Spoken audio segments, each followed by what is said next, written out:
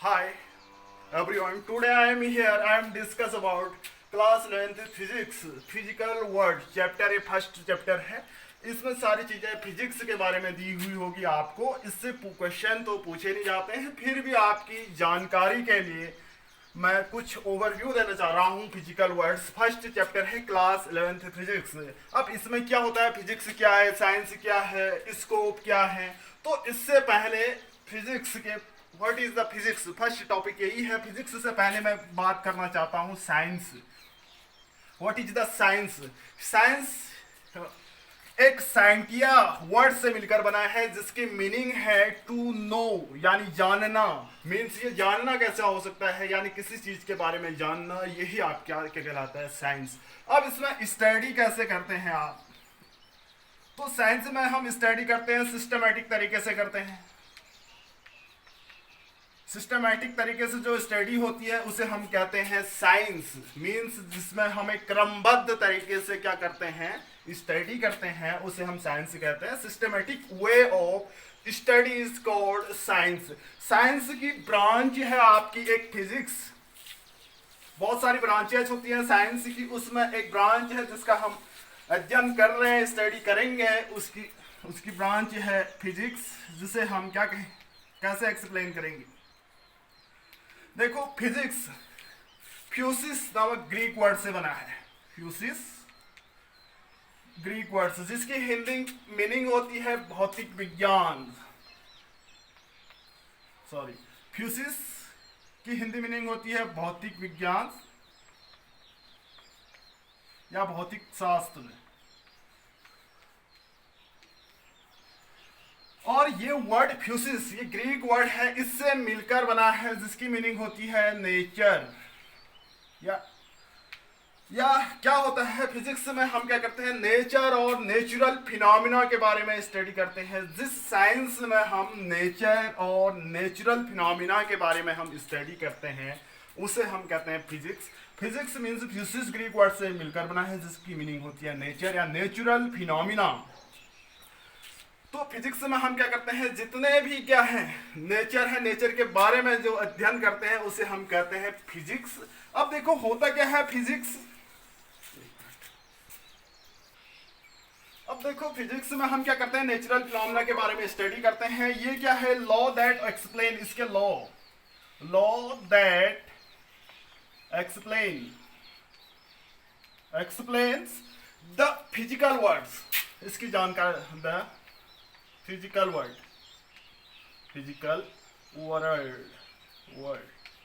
तो ये क्या है, फिजिक्स क्या है, लॉ दैट यानी फिजिकल वर्ड को एक्सप्लेन करने का नियम देता है, या बेसिक लॉ ऑफ नेचर देता है। हम कह सकते हैं बेसिक लॉ ऑफ नेचर। अब देखिए फिजिक्स होता क्या है, फिजिक्स मैंने कहा था नेचर और नेचुरल फिनोमेना के बारे में है, जिसमें हम स्टडी करते हैं, उसे हम फिजिक्स कहते हैं। फिजिक्स क्या करता है, लॉ दैट एक्सप्लेन्स, यानी फिजिकल वर्ल्ड को, पूरे भौतिक संसार को एक्सप्लेन करने में अपने लॉ देता है, या बेसिक लॉ देता है नेचर के बारे में, उसे हम क्या कहते हैं, फिजिक्स कहते हैं। तो हम कहते हैं पूरे विश्व को, पूरे यूनिवर्स को, पूरे भौतिक जो संसार है उसको एक्सप्लेन करने के लिए कुछ लॉ देता है। Law that explain the physical words, ये क्या करता है, लॉ देता है फिजिकल वर्ड को एक्सप्लेन करने में, और बेसिक लॉ देता है नेचर के बारे में। तो ये क्या है, फिजिक्स है। तभी हम क्या कहते हैं, physics is a king of science कहते हैं शायद। Physics is a king of science. तो पूरे फिजिकल वर्ड को एक्सप्लेन कर रहे हैं, क्यों ना कहेंगे कि फिजिक्स क्या है, इस साइंस का एक किंग है। तो अब देखो इसके प्रिंसिपल क्या होते हैं। फिजिक्स के प्रिंसिपल की बात करते हैं। प्रिंसिपल्स, इसके दो प्रिंसिपल हैं, एक है यूनिफिकेशन, एक है रिडक्शनिज्म। यूनिफिकेशन और रिडक्शनिज्म।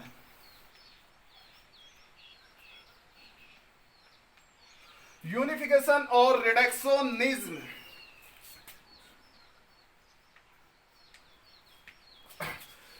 यानी फिजिक्स के दो प्रिंसिपल है, इन यूनिफिकेशन और रिडक्शनिज्म पर क्या है, डिपेंड है। अब क्या होता है यूनिफिकेशन, यूनिफिकेशन क्या होता है और रिडक्शनिज्म क्या होता है। देखो हम बहुत सारे फिनोमिनाज है फिजिक्स में क्या है एक ही लॉ से एक्सप्लेन करते हैं, बहुत ज्यादा चीजें हम क्या करते हैं एक ही नियम से एक ही रूल से एक्सप्लेन करते हैं, उसे हम क्या कहते हैं यूनिफिकेशंस। मींस बहुत सारी चीजें हम क्या कर सकते हैं एक ही नियम से एक ही रूल से एक ही लॉ से क्या करते हैं एक्सप्लेन करते हैं, उस प्रिंसिपल को कहते हैं हम यूनिफिकेशन। जैसे आपने दे रखा होगा लॉ ऑफ कंजर्वेशन की बात करते हैं हम, लॉ ऑफ कंजर्वेशन। ये रूल बहुत सारी चीजों को क्या करता है एक्सप्लेन करता है। क्या क्या कर सकता है आपका, जैसे एप्पल सेब गिर रहा है, एप्पल फॉलिंग, मीन्स यहां भी conservation of law of conservation लगता है। इसके अलावा मून रिवॉल्व, जो क्या है आपका चंद्रमा घूम रही है, उस पर भी यही रूल यूज होता है, लॉ ऑफ कंजर्वेशन वहां भी आता है। इसके अलावा पेंडुलम स्विंग, यानी आपका सिंबल पेंडुलम क्या कर रहा है, पेंडुलम स्विंग। ये सारी चीजें हैं, जैसे मैंने कहा था यूनिफिकेशन क्या है, जिसमें बहुत सारी चीजों को एक ही रूल की हेल्प से क्या किया जाता है सॉल्व किया जाता है, या बहुत सारी फिनोमिना को एक ही लॉ एक ही रूल्स एक ही थ्योरम से हम क्या करते हैं एक्सप्लेन करते हैं, तो उसे हम कहते हैं यूनिफिकेशन। जैसे मैंने लॉ ऑफ कंजर्वेशन की बात की, तो ये क्या करता है एप्पल मून रिवॉल्विंग यानी पेंडुलम स्विंग, तो इस नियम से इतनी चीजें को एक्सप्लेन कर सकते हैं, इसी को हम क्या कहते हैं यूनिफिकेशन। ऐसी आपने देखा होगा लॉ ऑफ ग्रेविटेशन, एक मिनट यहां पर गलती हो चुकी है, लॉ ऑफ ग्रेविटेशन।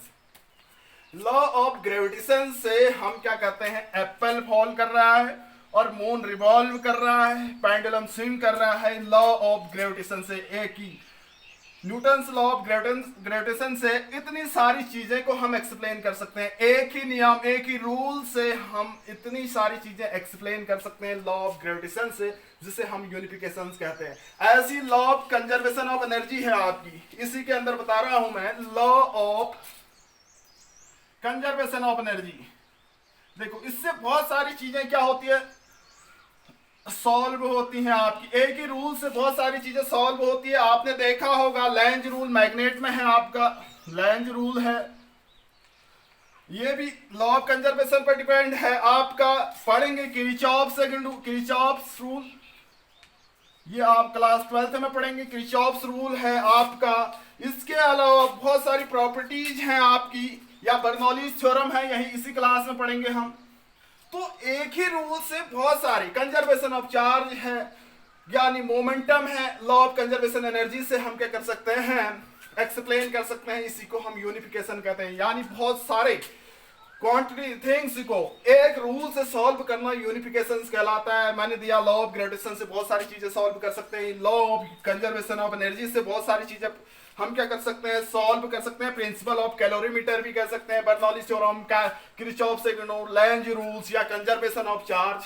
ये क्या कर सकते हैं हम लॉ ऑफ कंजर्वेशन एनर्जी से हम क्या कर सकते हैं सॉल्व कर सकते हैं, यानी एक नियम से इतनी सारी चीजें को सॉल्व कर सकते हैं, उसे हम कहते हैं यूनिफिकेशन। तो इसमें बहुत सारी रिसर्च चल रही थी, आपने देखा होगा जो स्टीफन हॉकिंस हैं साइंटिस्ट थे, उन्होंने इस पर क्या की बहुत सारी रिसर्च की, तो उसके करीब पहुंच चुके थे। उन्होंने एक बुक भी लिखी the theory of everything's, the theory of everything's, यानी ऐसी थ्योरी जो हर चीज को क्या कर सकता है सॉल्व कर सकता है, उसे हम क्या कहते हैं थ्योरी ऑफ एवरीथिंग। यानी हम कह सकते हैं सेकंड लॉ ऑफ थर्मोडायनेमिक्स, ये क्या है अधिकांश चीजें क्या करते हैं सॉल्व कर लेती है आपकी सेकंड लॉ ऑफ थर्मोडायनेमिक्स।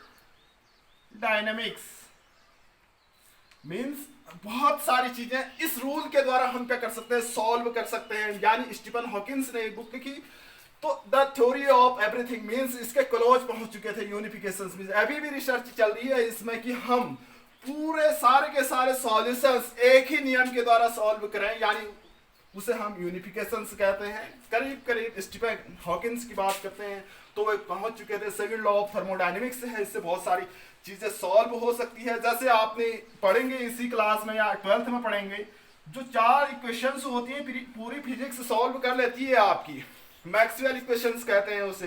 पहली इक्वेशन है इलेक्ट्रोस्टैटिक्स पर है, इलेक्ट्रोस्टैटिक्स, मैक्सवेल इक्वेशंस, 4 ऐसी इक्वेशंस हैं पूरी फिजिक्स को सॉल्व करती हैं, यानी इसे भी यूनिफिकेशन इलेक्ट्रोस्टैटिक्स कहते हैं आपको।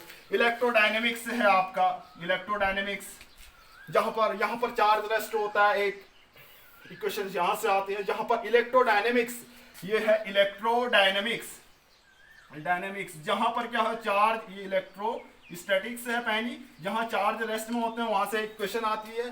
दूसरी है इलेक्ट्रोडायनेमिक्स जहां पर चार्ज क्या है, मूवमेंट करते हैं। इलेक्ट्रोमैग्नेटिक इंडक्सेंस, एक इक्वेशन यहां से आती है। फोर्थ है इलेक्ट्रोमैग्नेटिक वेव। ये चार ही मैक्सवेल की 4 इक्वेशन इससे रिलेटेड है, जो पूरी फिजिक्स को क्या करते हैं, सॉल्व करते हैं। उसे हम क्या कहते हैं, यूनिफिकेशंस कहते हैं। तो यूनिफिकेशन क्या है, बहुत सारे थिंग्स को एक ही रूल, एक ही नियम के द्वारा हम क्या करते हैं, सॉल्व करते हैं, उसे हम यूनिफिकेशन कहते हैं। जो प्रिंसिपल है फिजिक्स का, 2 पार्ट्स में डिवाइड है, यूनिफिकेशन और रिडक्शन। फिजिक्स में हम क्या करते हैं, यूनिफिकेशन, एक ही लॉ और नियम, रूल के द्वारा हम बहुत सारी चीजों को सॉल्व करते हैं, उसे हम यूनिफिकेशन कहते हैं। नेक्स्ट प्रिंसिपल है फिजिक्स का, पहला था यूनिफिकेशन, दूसरा है रिडक्शनिज्म। इसमें क्या होता है, छोटे छोटे पार्ट्स को मिलाकर सॉल्व भी किया जाता है। किसी चीज को सॉल्व करने के लिए छोटे छोटे टुकड़े किया जाता है, फिर उसको सॉल्व करते हैं, उसे हम कहते हैं रिडक्शनिज्म। इसके साथ ही फिजिक्स के प्रिंसिपल कंप्लीट होते हैं। पहला था यूनिफिकेशन, मींस एक ही रूल के द्वारा बहुत सारी चीजों को सॉल्व करना। रिडक्शनिज्म मींस बहुत छोटे छोटे टुकड़ों की हेल्प से बहुत बड़ी चीज का सॉल्यूशन करना, हुए कहलाता है आपका रिडक्शनिज्म। नेक्स्ट टॉपिक है, इसी के अंदर पूछा नहीं जाता है, स्कोप ऑफ फिजिक्स। क्या स्कोप है फिजिक्स के, यहां पर या बात करता है, वो सिलेबस की बात करता है, ये सिलेबस देता है यहाँ पर। आप देखिए स्कोप ऑफ फिजिक्स, इसमें क्या सिलेबस है इसका, यही बताता है आपका। ये इसमें है एक माइक्रोस्कोपिक फिजिक्स, माइक्रोस्कोपिक, या इसे हम कहते हैं क्लासिकल फिजिक्स, क्लासिकल फिजिक्स, इसे ओल्ड फिजिक्स भी कहते हैं, पुरानी फिजिक्स, ओल्ड फिजिक्स। यहां पर है माइक्रो फिजिक्स, ये है माइक्रो, ये है macro physics, MICRO, microscopic physics, scopic, या इसे हम कहते हैं क्वांटम फिजिक्स, क्वांटम फिजिक्स, जिसे हम कहते हैं मॉडर्न फिजिक्स भी कहते हैं हम। यहाँ पर आधुनिक फिजिक्स, नए जमाने की फिजिक्स कहलाती है आपकी। देखो स्कोप ऑफ फिजिक्स मींस, इसका सिलेबस है, फिजिक्स को 2 पार्ट्स में डिवाइड किया गया है क्लास 11 से, जो NCERT इक्वेशंस है। तो माइक्रोस्कोपिक या क्लासिकल फिजिक्स, इसे हम कहते हैं ओल्ड फिजिक्स। दूसरी है आपकी माइक्रोस्कोपिक या क्वांटम फिजिक्स, इसे हम कहते हैं मॉडर्न फिजिक्स। तो अब देखो, सबसे पहले मैं इसकी बात करता हूं, किसकी, माइक्रोस्कोपिक या पुरानी फिजिक्स जो है, क्लासिकल फिजिक्स की बात कर रहा हूं। तो इसके टाइप भी है, 4 टाइप की फिजिक्स होती है ये माइक्रोस्कोपिक। पहली है आप जो आपके सिलेबस में मैकेनिक्स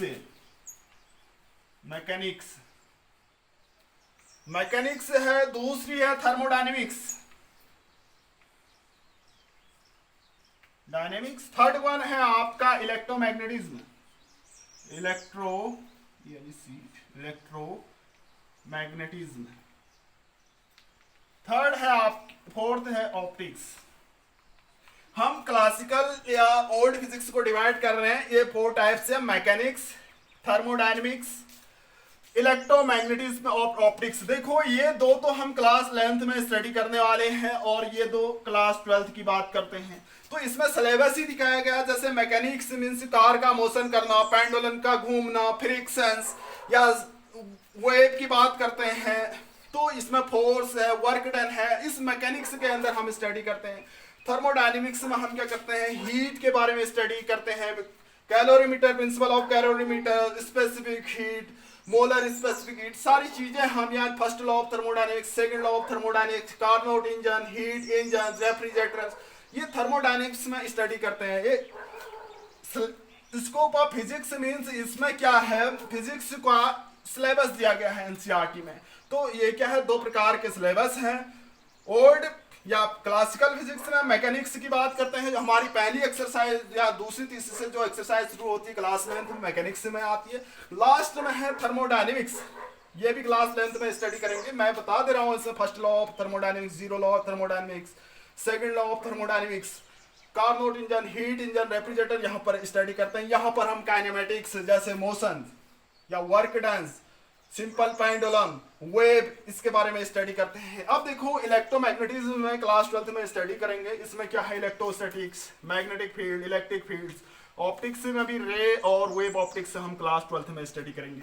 ये है आपका माइक्रो या क्लासिकल फिजिक्स या ओल्ड फिजिक्स की बात कर रहे हैं। तो इसके बाद आते हैं मॉडर्न फिजिक्स, ये तो हट चुका है। अब मॉडर्न फिजिक्स को डिवाइड करते हैं तो क्या है मॉडर्न फिजिक्स, इसमें हम इलेक्ट्रॉन्स का नेचर देखते हैं, पढ़ेंगे हम क्लास 12th में। इलेक्ट्रॉन का डिटेल में नहीं पढ़ेंगे, एटम के बारे में हम पढ़ते हैं या न्यूक्लियस के बारे में पढ़ते हैं। तो इसके अंदर पढ़ते हैं जिसे हम मॉडर्न फिजिक्स या क्वांटम फिजिक्स या माइक्रोस्कोपिक फिजिक्स कहेंगे। ये है आपका फिजिक्स का स्कोप, मीन्स क्लासिकल और मॉडर्न फिजिक्स। क्लासिकल एक पुरानी वाली फिजिक्स होगी, ओल्ड फिजिक्स, और दूसरी होगी मॉडर्न फिजिक्स। क्लासिकल फिजिक्स के अंदर हमारी 4 टाइप्स के उसमें डिवाइड कर चुके हैं हम, किसमें, मैकेनिक्स, थर्मोडायनेमिक्स और इलेक्ट्रोमैग्नेटिज्म, ऑप्टिक्स। मैकेनिक्स और थर्मोडायनेमिक्स हम क्लास 11th में स्टडी करेंगे और इलेक्ट्रोमैग्नेटिज्म और ऑप्टिक्स क्लास 12th में स्टडी करेंगे। जबकि जो मॉडर्न फिजिक्स है, एटम्स और न्यूक्लियस की बात कर रहे हैं, तो क्लास 12th में कुछ पार्ट हल्का हल्का वहां पर क्या करेंगे, स्टडी करेंगे। ये तो है स्कोप ऑफ फिजिक्स या सिलेबस की बात होती है। नेक्स्ट टॉपिक है फिजिक्स, टेक्नोलॉजी और सोसाइटी। अब देखो, जब फिजिक्स टेक्नोलॉजी की नीड होती है, हमें आवश्यकता होती है, टेक्निक्स की नीड होती है, तो उस नीड को पूरी करने से पहले हमें फिजिक्स को डेवलप करना पड़ता है। अगर ये दोनों डेवलप होंगे तभी हमारी सोसाइटी क्या होगी, डेवलप होगी, हमारा समाज क्या होगा, डेवलप होगा। पहले क्या है, हमें जब भी तकनीकी को इम्प्रूव करने की रिक्वायरमेंट आई तो फिजिक्स ही पहले इम्प्रूव करनी पड़ती है। तो क्या होता है, जैसे मैं आता हूँ एग्जांपल में, स्टीम इंजन, पहले भाप के इंजन होते थे, स्टीम इंजन की बात कर रहा हूं मैं। तो इसमें क्या है, पहले स्टीम इंजन हुआ करते थे, तो हमें टेक्निक्स की रिक्वायरमेंट हुई, नई टेक्निक्स की रिक्वायरमेंट हुई। तो उसके लिए हमें क्या चाहिए, यानी इस इंजन की क्या चाहिए थी, हमें इफिशिएंसी बढ़ानी थी, कार्य क्षमता ज़्यादा बढ़ानी थी। तो हमें क्या चाहिए था, इसको इंक्रीज करने के लिए हमें क्या चाहिए, इंक्रीज करने के लिए या टेक्निक्स ज़्यादा करने के लिए हमें क्या चाहिए, तो इनकी हमें क्या आई, टेक्निक की आवश्यकता पड़ी, टेक्निक की आवश्यकता पड़ी। पहले भाप का इंजन था, उसकी इफिशिएंसी, कार्य क्षमता बहुत कम होती थी, तो हमें क्या जरूरत हुई, उसकी तकनीकी को इम्प्रूव करने की आवश्यकता पड़ी। इसको इम्प्रूव करने के लिए हमें क्या चाहिए था, फिजिक्स की रिक्वायरमेंट चाहिए था। तो फिजिक्स को हमें क्या करना था, डेवलप करना था। तो यहाँ से न्यू ब्रांच आए फिजिक्स की, इस तकनीकी को क्या करने के लिए, इम्प्रूव करने के लिए न्यू ब्रांच ऑफ फिजिक्स, जिसे हम कहते हैं सेकंड लॉ ऑफ थर्मोडायनेमिक्स। तो सेकंड लॉ ऑफ थर्मोडायनेमिक्स आई, तो उससे अगर हमने फिजिक्स को डेवलप किया तो उससे नई टेक्निक्स मिली और उस टेक्निक से हमारी सोसाइटी का क्या हुआ, डेवलपमेंट हुआ। तो हमें फिजिक्स प्लस टेक्नोलॉजी और सोसाइटी पर क्या लेसन है, देखो पहले हमें स्टीम इंजन की था हमारे पास, तो हमें उसकी इफिशिएंसी, कार्य क्षमता बढ़ानी थी, तो हमारे पास उसकी नई टेक्निक्स की आवश्यकता होती थी। तो हमें उस नई टेक्निक्स बढ़ाने के लिए हमने फिजिक्स को डेवलप किया, एक नई ब्रांच आई फिजिक्स की, उससे क्या हुआ, सेकंड लॉ ऑफ थर्मोडायनेमिक्स, तभी उसकी टेक्निक्स आगे बढ़ी। तो हमें टेक्निक के बर्थ यानी तकनीकी का जन्म के साथ साथ जन्म के लिए हमें फिजिक्स की रिक्वायरमेंट पड़ी, यानी तकनीकी के बर्थ के साथ हमें फिजिक्स को इम्प्रूव करना पड़ा, यानी तकनीकी का जन्म करने के लिए हमें फिजिक्स को क्या करनी पड़ी, इम्प्रूव करनी पड़ी। ऐसे ही हम सेमीकंडक्टर की बात करते हैं। सेमीकंडक्टर में जो सिलिकॉन चिप है, ये क्या है, यहाँ पर क्या हुआ, सिलिकॉन चिप बनी। तो इसके लिए यानी फिजिक्स डेवलप हुआ, तो तभी यहाँ से हमारी नई टेक्निक्स मिली, जैसे लैपटॉप हो गए, कंप्यूटर हो गया, मोबाइल हो गया, यानी सिलिकॉन चिप कंटेनिंग क्या, पहले हमने फिजिक्स को इम्प्रूव किया, उसके बाद हमारी नई डिवाइसेस, नई टेक्निक्स बनी, लैपटॉप हो गया, कंप्यूटर हो गया या मोबाइल हो गया, जो भी हैं, तो ये सारी चीजें बनी। तो फिजिक्स जब बढ़ती है तो टेक्निक भी बढ़ती है, फिजिक्स बढ़ती है तो टेक्निक बढ़ती है, टेक्निक बढ़ानी है तो फिजिक्स बढ़ानी पड़ेगी, तभी हमारी सोसाइटी क्या होती है, डेवलप होती है। हो सकता है फिजिक्स और टेक्निक अगर बढ़ती है तो सोसाइटी के लिए भी हार्मफुल भी हो सकता है, जैसे आपका न्यूक्लियर एनर्जी सोर्सेज हैं उसका हम अच्छी जगह भी यूज कर सकते हैं और बुरा जगह भी, जैसे अच्छी जगह मीन्स उससे इलेक्ट्रिसिटी जनरेट कर सकते हैं, बुरी जगह कैसे, जैसे एटम बम बनाने में कर सकते हैं। तो फिजिक्स और टेक्नोलॉजी जो भी आपका डेवलपमेंट हुआ तो सोसाइटी का भलाई हुआ, समाज का भला हुआ, और सोसाइटी का कहीं कहीं केस में बुरा भी हुआ, जैसे एटम बम बना तो पूरे मानव कल्याण के लिए क्या हुआ, बुरा ही हुआ। तो हम फिजिक्स और टेक्निक की हेल्प से हम क्या कर सकते हैं, इतनी सारी चीजें हमारे उपयोग में आया, सोसाइटी डेवलप हुई। सोसाइटी कहाँ पर हार्मफुल हुई, सोसाइटी के लिए कहाँ पर लाभदायक नहीं रहा, जैसे एटम बम हुआ। हालांकि न्यूक्लियर एनर्जी का हम सही उपयोग कर सकते थे, जैसे उसके इलेक्ट्रिसिटी जनरेट करने में, तो एटम बम है जो वहां पर क्या हुआ, हार्मफुल हुआ। नहीं तो फिजिक्स और टेक्नोलॉजी ने सोसाइटी को डेवलप ही किया। नेक्स्ट टॉपिक है फंडामेंटल फोर्सेस इन नेचर, यानी हमारे नेचर में कितने फंडामेंटल फोर्सेस होते हैं। नंबर 1 है ग्रेविटेशनल फोर्स, नंबर 2 है इलेक्ट्रोमैग्नेटिज्म फोर्स, नंबर 3 है स्ट्रॉन्ग न्यूक्लियर फोर्स, नंबर 4 है weak nuclear force. Gravitational force और ये फोर्स क्लास 11th 12th में हम पढ़ेंगे, वीक न्यूक्लियर फोर्स हम नहीं पढ़ेंगे। कुछ बहुत मैं आइडिया दे देता हूँ उससे पहले। अब ग्रेविटेशनल फोर्स क्या होता है, पहले दो करके कंपेयर कर देता हूँ। ग्रेविटेशनल फोर्स दो मास बॉडीज के बीच लगता है, अट्रैक्टिव फोर्स है, अट्रैक्टिव फोर्स है, दो मास बॉडी के बीच लगता है। और इसके अलावा लॉन्ग रेंज फोर्स है, लॉन्ग रेंज फोर्स है, यानी लंबी डिस्टेंस तक हो सकता है, जैसे इनफाइनाइट डिस्टेंस पर दो बॉडी के बीच क्या लग सकता है, फोर्स लग सकता है। इसके अलावा ये वीकेस्ट फोर्स है, सबसे कमजोर फोर्स है, वीकेस्ट फोर्स है। और कोई मीडियम की, नो मीडियम रिक्वायरमेंट, कोई मीडियम की रिक्वायरमेंट नहीं है, इसे हम कहते हैं ग्रेविटेशनल फोर्स, दो मास बॉडी के बीच। और अट्रैक्टिव है, लॉन्ग रेंज फोर्स है, वीकेस्ट फोर्स है, और नो मीडियम की रिक्वायरमेंट होती है।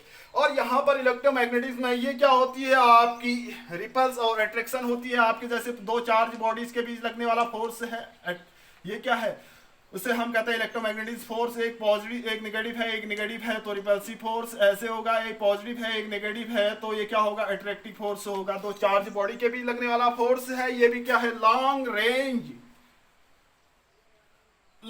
लंबी डिस्टेंस तक लगने वाला फोर्स है। इसके अलावा ये क्या है, आपके strong, one of the strongest force है, एक टाइप का क्या है, one of the strongest force, एक टाइप का स्ट्रॉन्ग फोर्स है ये, one of the strongest force.